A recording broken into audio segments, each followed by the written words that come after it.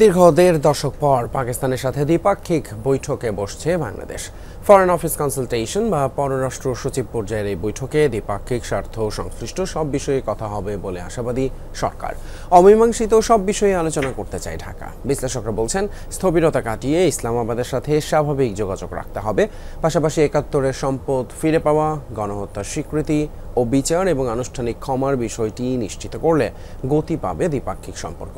জাতিসংঘ সম্মেলনের ফাঁকে পাকিস্তানের প্রধানমন্ত্রীর সাথে আনুষ্ঠানিক বৈঠক করেন প্রধান উপদেষ্টা ডক্টর মোহাম্মদ ইউনূস, আর সে সময়ই তাকে পাকিস্তান সফরের আমন্ত্রণ জানান শেহবাজ শরীফ।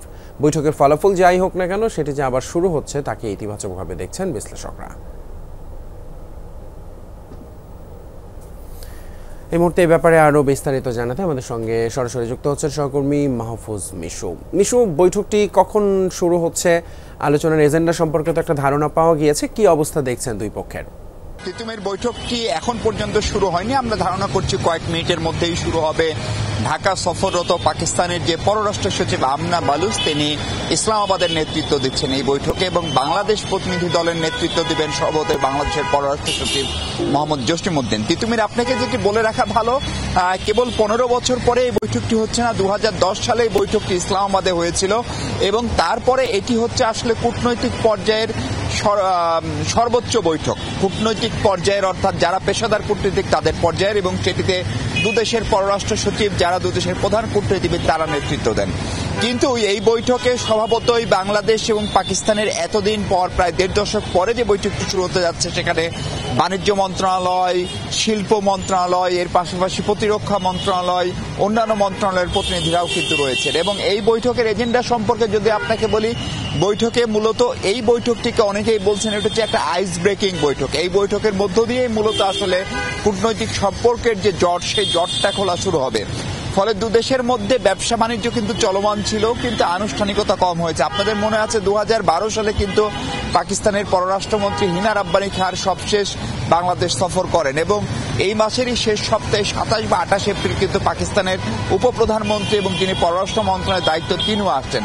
ফলে বৈঠকের এজেন্ডায় এখন যে বিষয়গুলো প্রাধান্য পাবে বলে আমরা ধারণা করছি বা দুপক্ষ থেকে বলা হচ্ছে, তার একটা বড় জায়গা হচ্ছে বাংলাদেশের পরিবর্তিত রাজনৈতিক প্রেক্ষাপট, বিশেষ করে প্রতিবেশী ভারতের সঙ্গে বাংলাদেশের সম্পর্কের যে টানাপোড়েন, সেই সুযোগটি স্বভাবতই পাকিস্তান নিতে চাচ্ছে বা চাইবে, এবং সেটি স্বাভাবিক। ফলে সেই বাস্তবতায় দ্বিপাক্ষিক বাণিজ্য, বিশেষ করে প্রতিরক্ষা খাতে সহযোগিতা কিভাবে বাড়ানো যায়, এমনকি প্রতিরক্ষা খাতে বাংলাদেশ এবং পাকিস্তানের মধ্যে বিদ্যমান নানা ধরনের কর্মকাণ্ড রয়েছে। আমাদের যে ন্যাশনাল ডিফেন্স কলেজ, সেখানে পাকিস্তানের সশস্ত্র বাহিনীর সদস্যরা আসেন, বাংলাদেশের সশস্ত্র বাহিনীর সদস্যরা অন্তত ৮০টি প্রশিক্ষণ নিয়েছেন সাম্প্রতিক সময়ে পাকিস্তানে গিয়ে, সেটি একটি উল্লেখযোগ্য জায়গা থাকবে। এর পাশাপাশি ধরেন সার্ককে শক্তিশালী করার জন্য বাংলাদেশের অন্তর্বর্তীকালীন সরকার প্রধান প্রফেসর ইউনূসের যে উদ্যোগ, সেই উদ্যোগের প্রতি সমর্থন সহ আঞ্চলিক এবং উপাঞ্চলিক নানা খাতে কিন্তু বাংলাদেশ পাকিস্তান একসাথে কাজ করতে পারে, সেটি আসবে।